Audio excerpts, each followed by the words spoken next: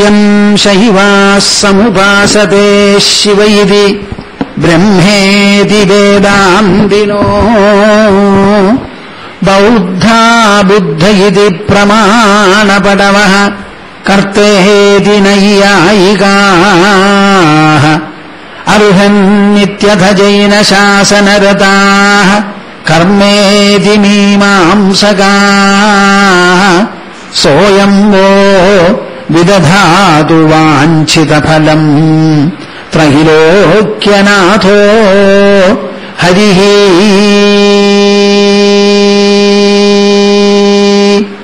സോയം വോ വിദധാതു വാഞ്ഛിതഫലം ത്രൈലോക്യനാഥോ ഹരിഃ.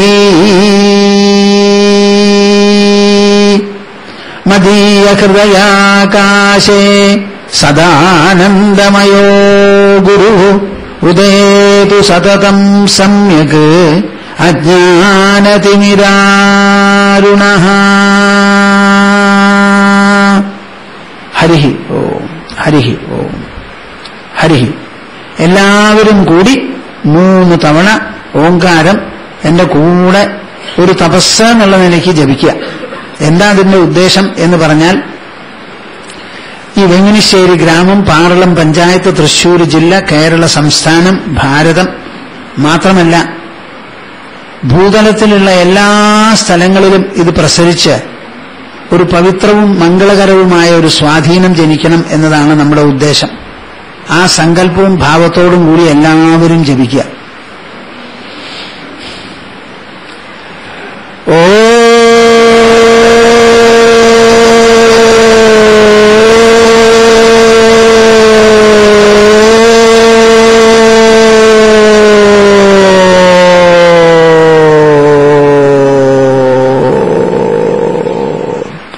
very good, but has to be better. Oh,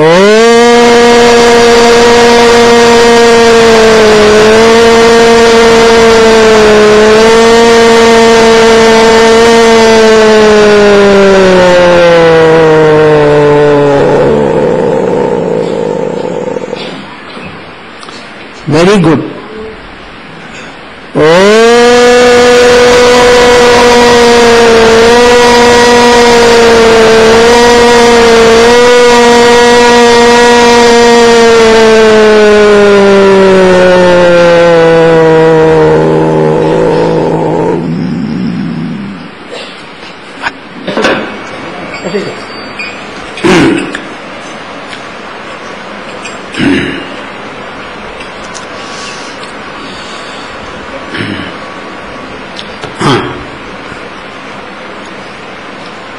സാധാരണ നാരായണാശ്രമ തപോവനത്തിൽ ഈ മാതിരിയുള്ള സന്ദർഭങ്ങളിലും പുണ്യദിനങ്ങളിലുമെല്ലാം സമ്മേളിക്കുന്ന സദസ്സുണ്ടല്ലോ, ആ സദസ്സ് മിക്കവാറും പുറമേ നിന്ന് വന്നവരും ആയിരിക്കും.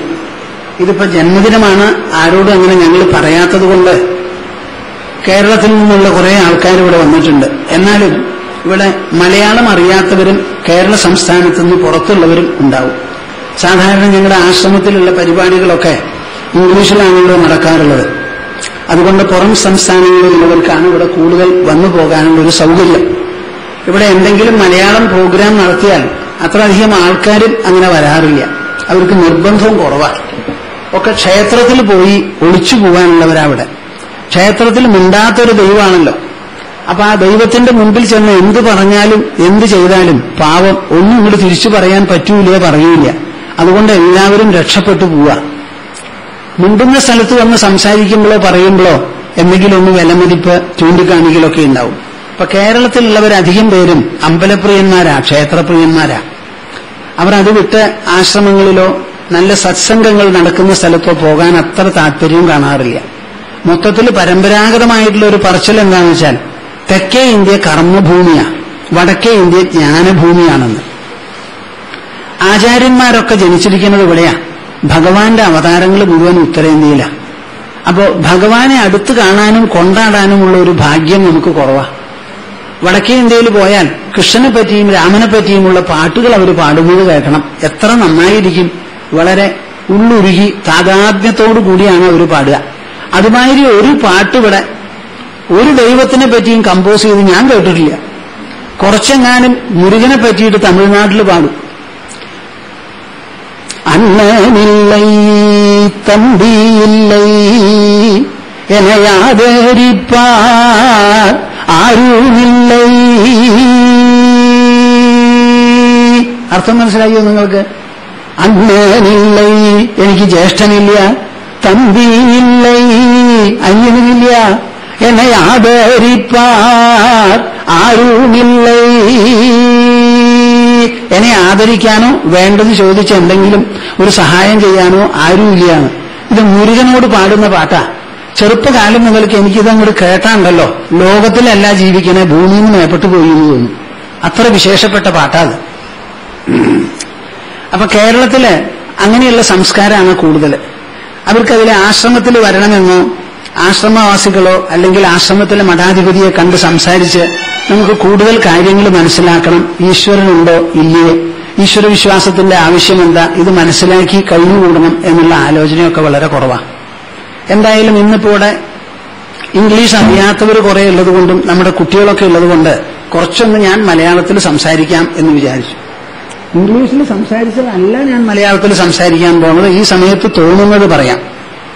വാസ്തവത്തിൽ ധാരാളം ക്ഷേത്രങ്ങളുണ്ട് കേരളത്തിൽ. 100 കണക്കിന് ക്ഷേത്രങ്ങളുണ്ട്. 1000 എത്ര 1000 ഉണ്ടെന്ന് പറയാൻ പറ്റില്ല. ക്ഷേത്രത്തിന്റെ ഒരു അഭാവമില്ല. ഭക്തജനങ്ങളുടെ സംഖ്യയിൽ ഒരു കുറവുമില്ല. ശബരിമല, ഗുരുവായൂർ സ്ഥലത്ത് പോയി സാധാരണ ഭജന ചെയ്തും തപസ് ചെയ്തും കഴിഞ്ഞുകൂടുന്നവരുടെയും സംഖ്യയുമുണ്ട്. ഇതൊക്കെ ഉണ്ടെങ്കിലും ഈശ്വരൻ എന്ന് പറയുന്ന തത്വം എന്താണ്, അങ്ങനെയൊന്നും ഉണ്ടോ? ഉണ്ടെങ്കിൽ അതിനെപ്പറ്റി ഒന്ന് വ്യക്തമാക്കി പറഞ്ഞു തരാമോ?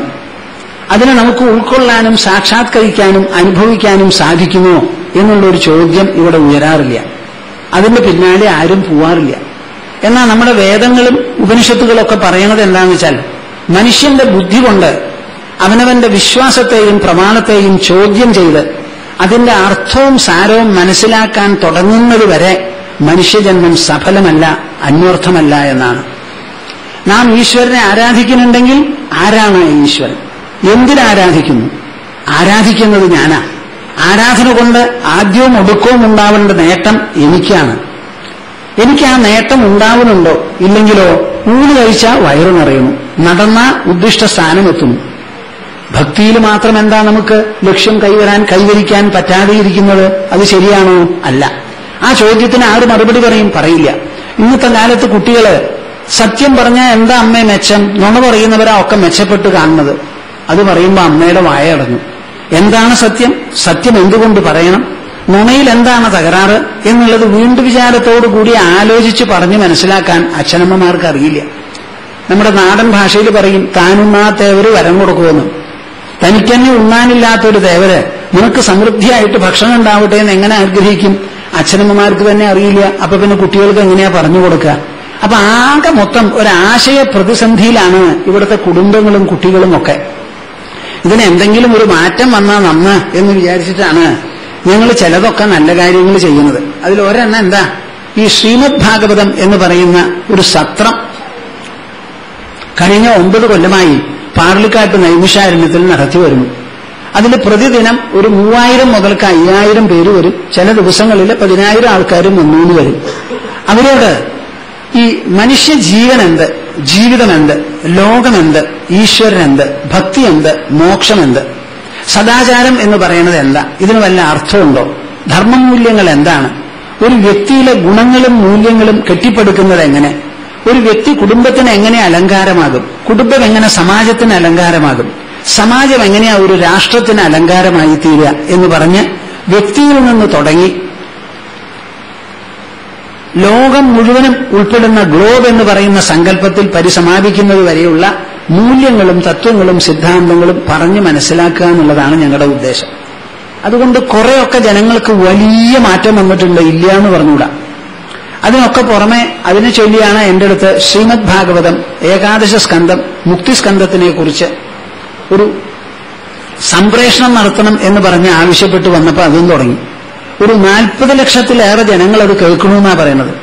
അത് കേട്ടിട്ട് അവർക്കുണ്ടാകുന്ന മെച്ചങ്ങളും മേന്മകളും ആത്മപരിശോധനകളും അവർ കണ്ടുപിടിക്കുന്ന കാര്യങ്ങളുമെല്ലാം പലരും എഴുത്തയച്ചും ടെലിഫോണിലും പറയാറുണ്ട്. 100 കണക്കിന് എഴുത്താ ആശ്രമത്തിൽ വന്നു കിടക്കുന്നത്.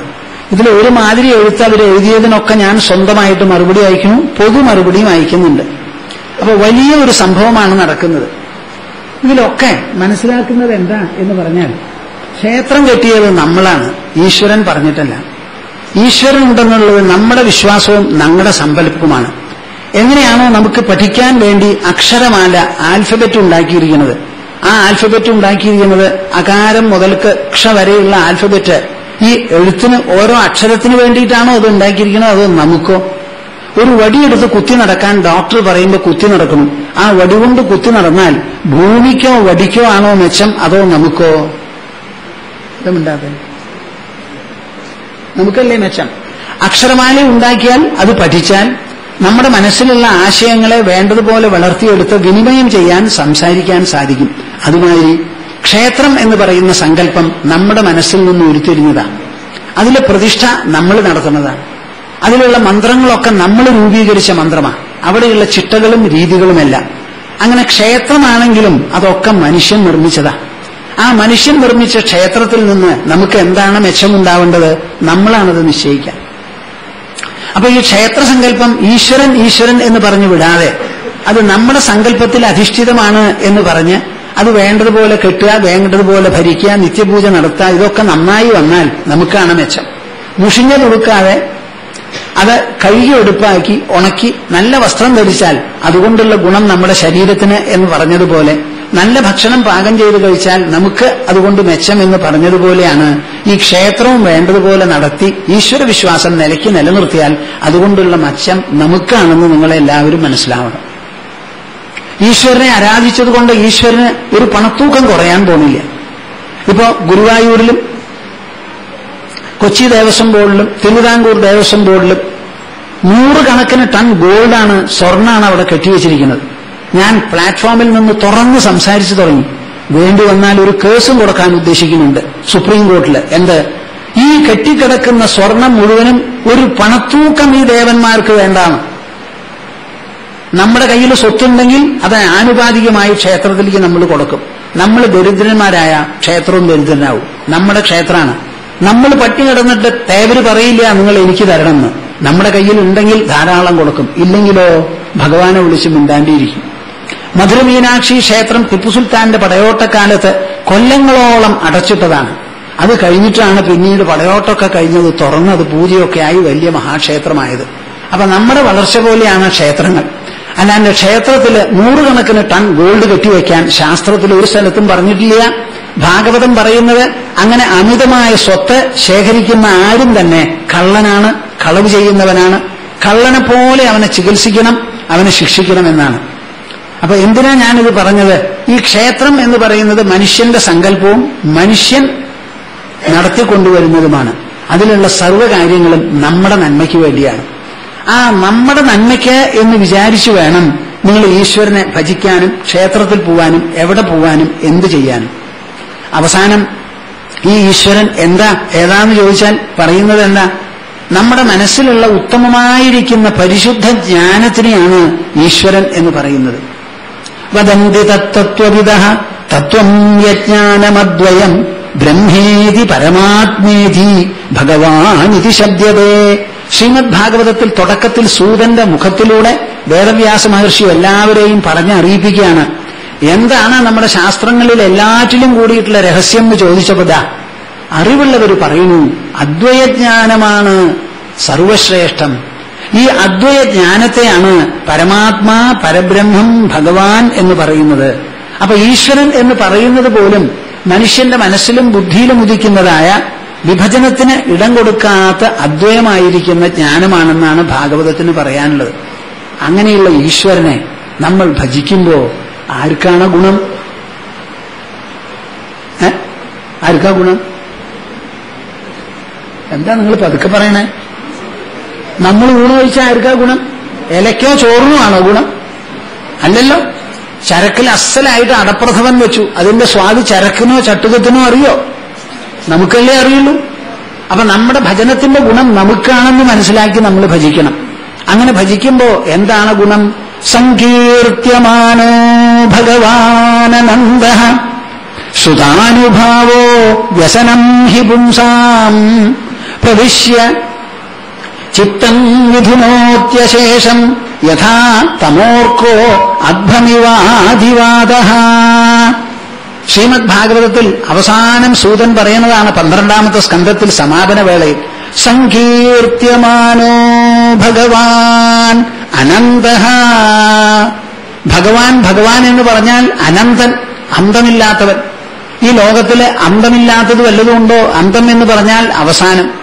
ഭൂമിക്ക് അവസാനമുണ്ട്, ചുറ്റുമുണ്ട്. ഭൂമിയിലാണ് വെള്ളം. അത് കഴിഞ്ഞാൽ എത്രയോ ആകാശമുണ്ട്. നക്ഷത്രങ്ങൾ ഭൂമിയേക്കാൾ എത്രയോ വലിയ വലിയ ഗോളങ്ങളാണ്. അവയ്ക്കൊക്കെ ചുറ്റും ആകാശമാണ്. ഈ ആകാശത്തിനാണെങ്കിൽ ഒരന്തവുമില്ല, ഒരവസാനവുമില്ല. അങ്ങനെ അനന്തമായ ഒരു സൃഷ്ടിവിശേഷം പുറപ്പെട്ടത് ഭഗവാനിൽ നിന്നാണെങ്കിൽ ആ ഭഗവാനും അനന്തനാണ്. സങ്കീർത്യമാനഃ. ആ അനന്തനായിരിക്കുന്ന ഭഗവാനെ നാം ഉള്ളു തുറന്ന്, വായ തുറന്ന്, ചുണ്ടുകൊണ്ടും നാവുകൊണ്ടും പല്ലുകൊണ്ടും എല്ലാം കൊണ്ടും അങ്ങനെ കീർത്തനം ചെയ്തു എന്നുണ്ടെങ്കിൽ, കീർത്തനം ചെയ്തു എന്ന് പറഞ്ഞാൽ എന്ന് പറയല്ല, അതങ്ങനെ തുറന്ന് തന്നെ ജപിക്കുക.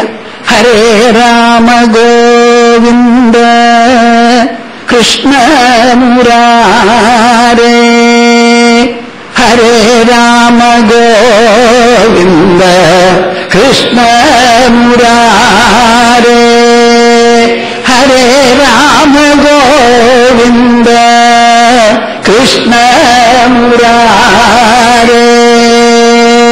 നിങ്ങൾ പലരും ഇങ്ങനെ പാടാൻ ഇഷ്ടപ്പെടില്ല, നാണ.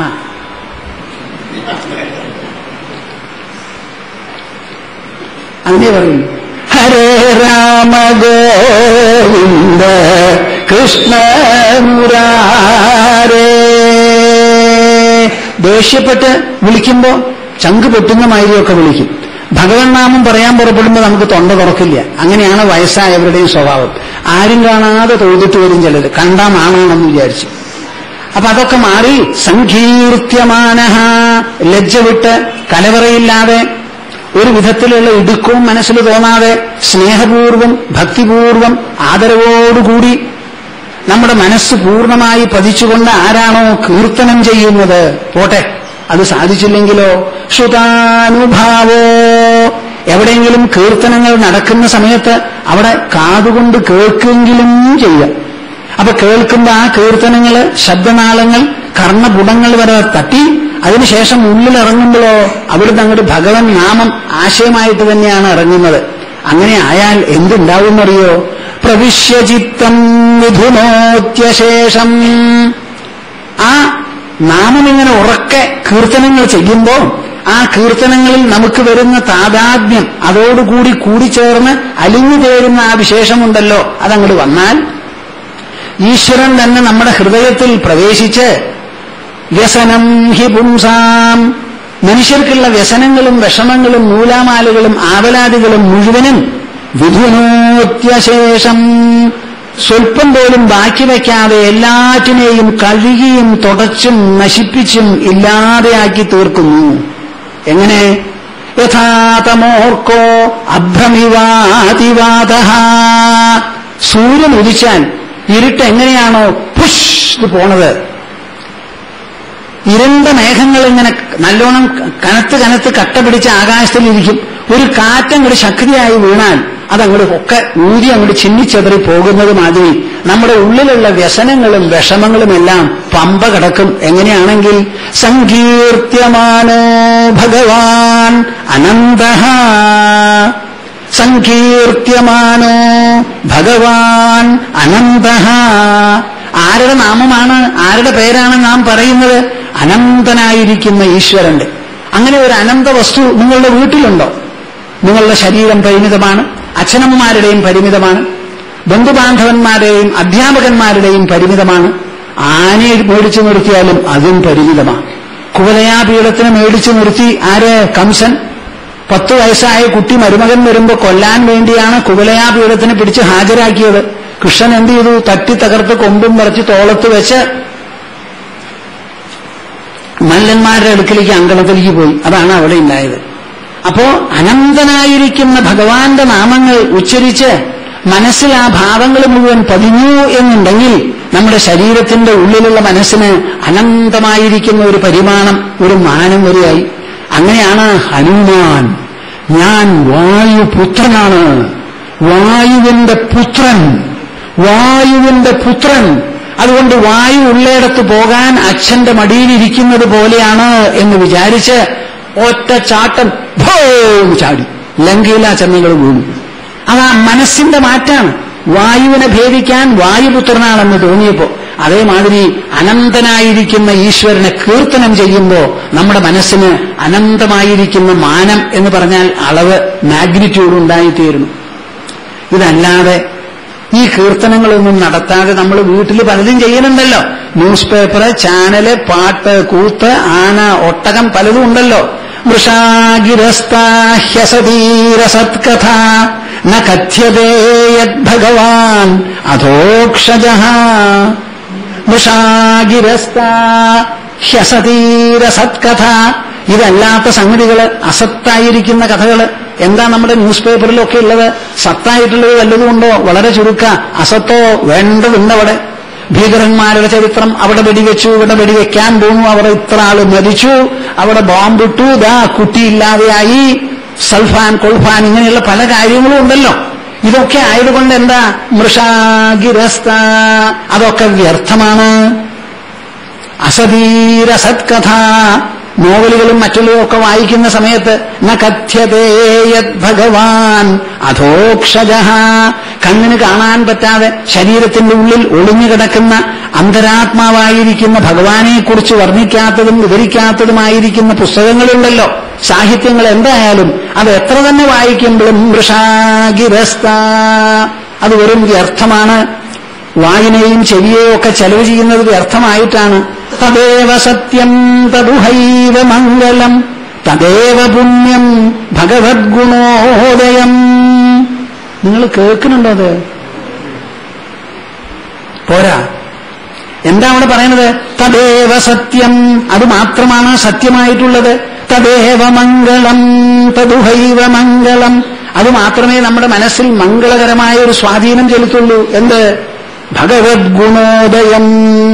ഭഗവാൻ ഭഗവാൻ എന്ന് പറഞ്ഞ് ആ ഭഗവാന്റെ ഗുണഗണങ്ങളും ചരിത്രങ്ങളും ലീലകളും വിലാസങ്ങളും പരാക്രമങ്ങളും എന്തെല്ലാം സാഹസങ്ങൾ അദ്ദേഹം ചെയ്തിട്ടുണ്ടോ ലോകം നിലനിർത്താൻ, ദുഷ്ടന്മാരെ നിഗ്രഹിക്കാൻ, ശിഷ്ടന്മാരെ പരിപാലിക്കാൻ, സജ്ജനങ്ങൾക്ക് വേണ്ട തുണ ചെയ്യാൻ വേണ്ടി എന്തെല്ലാം മംഗളകരമായി ചെയ്തിട്ടുണ്ടോ ആ പുണ്യകീർത്തനങ്ങൾ അത് വായിക്കുക, കേൾക്കുക, പറയുക, സംവദിക്കുക, സല്ലപിക്കുക, ഇങ്ങനെ നടത്തുന്നത് മാത്രമേ തദേവ സത്യം തദുഹൈവ മംഗളം, അത് മാത്രമേ ജീവിതത്തിൽ ഒരു സത്യസ്വാധീനം എന്ന് പറയാനായിട്ടുള്ളൂ.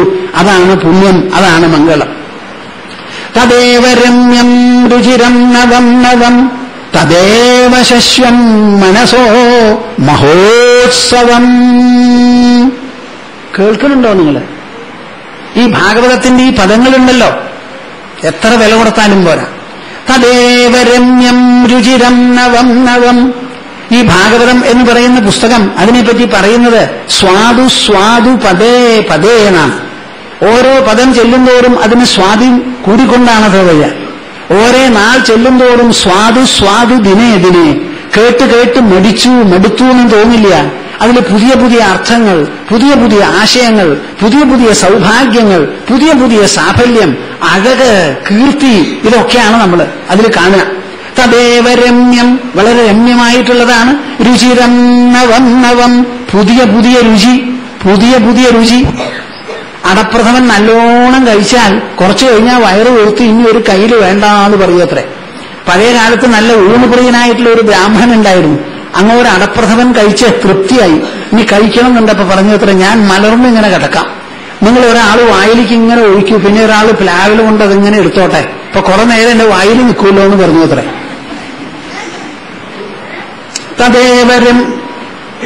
തദേവ രമ്യം രുചിരം നവം നവം, അത് വളരെ രുചിപ്രദമായി, നവം നവമായിട്ട് രുചിപ്രദമാണ്. തദേവ ശശ്വൻ മനസോ മഹോത്സവം. കേൾക്കുന്നുണ്ടോ നിങ്ങള്? അത് എപ്പോഴും മനസ്സിൽ ഉത്സവം രചിക്കുന്നതാ. നമ്മൾക്ക് ഈ വേല, പൂര, ആനയൊക്കെ കൊണ്ടുവന്നാൽ ധാരാളം പണം ചെലവ് ചെയ്യണം. എത്ര നേരത്തേക്ക് ഉണ്ടാവും? പൊരിഞ്ഞ വെയിലാണ്, രാത്രി പോകാനും പറ്റില്ല. അപ്പൊ ഈ ഉത്സവം എന്ന് പറഞ്ഞാൽ പുറമേയുള്ളൊരു ഉത്സവമാണെന്ന് നമുക്ക് പറയാം. ഇത് മനസ്സ് സ്വയം തന്റെ ഉള്ളിൽ രചിക്കുന്ന ശശ്വത് ഉത്സവം, എല്ലാ സമയത്തും ഉത്സവമായിട്ടുള്ളതാണിത്. ഈശ്വരന്റെ കഥകൾ കേൾക്കുക, ഈശ്വരന്റെ നാമങ്ങൾ ഉച്ചരിക്കുക, ഈശ്വര വർണ്ണനകൾ നല്ലപോലെ ഗ്രഹിക്കുക, അത് നേരിട്ട് വായിച്ച് മനസ്സിലാക്കാൻ പോക്കുക. ഞാൻ ഭാഗവതത്തിൽ ചില പദങ്ങളൊക്കെ കിട്ടിയിട്ട് ആ പദങ്ങളെപ്പറ്റി ആലോചിച്ച് ആഴ്ചകളോളം കഴിയും. അതിന്റെ ഉള്ളിലുള്ള അർത്ഥം എന്താ, പ്രസക്തി എന്താ, എന്താണ് ഉദ്ദേശിക്കുന്നത് വേദവ്യാസ മഹർഷി എന്നിങ്ങനെ പലതും നോക്കി ആഴ്ചകളോളം സ്പെൻഡ് ചെയ്യാറുണ്ട്. തദേവ രമ്യം രുചിരം നവം നവം തദേവ ശശ്വത് മനസോ മഹോത്സവം. മനസ്സിന് ഉത്സവം രചിക്കുന്നതാണിത്. മനസ്സിനുള്ള ഉത്സവം, ഇതോ കണ്ണിനുള്ള ഉത്സവം. അത് ചെവിക്കുള്ള ഉത്സവമാവാം, പക്ഷെ നമ്മുടെ മനസ്സിനുള്ള ഉത്സവം എന്ന് പറയുന്നത് ഇത് മാത്രമാണ്. തദേവ ശോകാർണവശോഷണം നൃണാം. ഒരു ദുഃഖത്തിന്റെ ഒരു മഹാസമുദ്രമാണ് നമ്മുടെ മനസ്സിൽ എന്നുണ്ടെങ്കിൽ പോലും, പുത്രൻ മരിച്ചുപോയ ദുഃഖം, മുതിർന്നവർ മരിച്ച ദുഃഖം, ഇഷ്ടമുള്ളത് നടക്കാത്ത ദുഃഖം, വിവാഹം പൊരുത്തപ്പെടാത്തതിന്റെ പേരിൽ, അങ്ങനെ എന്തു തന്നെ ദുഃഖമുണ്ടെങ്കിലും ആധ്യാത്മികമോ ആധിഭൗതികമോ ആധിദൈവികമോ തദേവ ശോകാർണവശോഷണം. ആ അർണവം സമുദ്രത്തെ മുഴുവൻ ശോഷിപ്പിക്കുന്നതാണ്. യദുത്തമ ശ്ലോകയശോനുഗീയതേ. ഉത്തമ ശ്ലോകൻ എന്ന് പറഞ്ഞാൽ ഈശ്വരൻ. ആ ഈശ്വരന്റെ യശസ്സിനെ കീർത്തനം ചെയ്യുന്നുണ്ടല്ലോ, പാടുന്നുണ്ടല്ലോ. ആ പാട്ട് ഈ ശോകാർണവത്തെ പോലും ഇല്ലാതെയാക്കി വരട്ടി ഉണക്കി കളയുന്നതാണ്. ഇതാണ് ഭാഗവതത്തിൽ അവസാനമായി സൂതൻ പറയുന്നത്. ഞാൻ ആ ശ്ലോകം ഒരിക്കൽ ചൊല്ലി നിർത്താം. സങ്കീർത്യമാനോ ഭഗവാനനന്ദഃ ശ്രുതാനുഭാവോ വ്യസനം ഹി പുംസാം പ്രവിശ്യ ചിത്തം വിധുനോത്യശേഷം യഥാ തമോർക്കോ അഭ്രമിവാധിവാദഃ വൃഷാഗിരസ്താഹ്യസതീരസത്കഥാ ന കഥ്യതേ യദ്ഭഗവാൻ അധോക്ഷജഃ തദേവ സത്യം തദുഹൈവ മംഗളം തദേവ പുണ്യം ഭഗവദ്ഗുണോദയം തദേവ രമ്യം രുചിരം നവം നവം തദേവ ശശ്വം മനസോ മഹോത്സവം തദേവ ശോകാത്മവശോഷണം നൃണാം യദുത്തമ ശ്ലോക യശോനുഗീയതേ തദേവ ശോകാത്മവശോഷണം നൃണാം യദുത്തമ ശ്ലോക യശോനുഗീയതേ.